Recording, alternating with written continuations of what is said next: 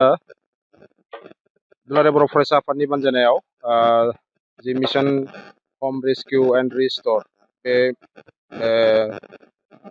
मिशनखौ लानानै जोङो दुलाराय बर' फरायसा आफादा दिनै बेहाय सानथाम आगान होफैबाय।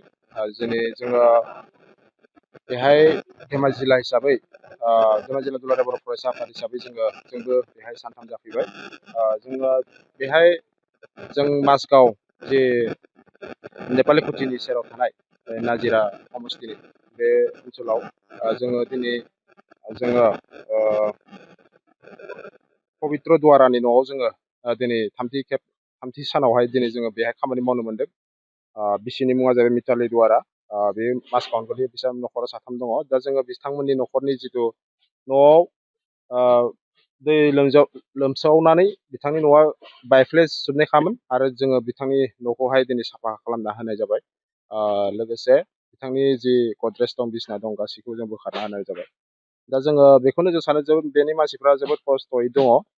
गोबां मानसिफ्रा नाना धरननि माने गोबां बुस्थुफोर होनानै, बेसादफोर होनानै दिनै सहाय खालामबोदों। दिनै बे लेखायै माने मानसियासो सहाय खालामलायनांगौ, माने हिउमेनिटिनि खाथिराव दिनै दुलाराय बर' फरायसा आफादा दिनैहाय जोङो मानसिया मानसि सहाय खालामलायनांगौ होननानै बे मेसेजखौ मिजिंजों जोङो दिनैहाय बे जिथु फ्लाड एफेक्टेड एरियास जोंनि बे शिबसागर ओनसोलाव जों बेखौ मिजिं लानानै दिनैहाय जों खामानि मावगासिनो दं।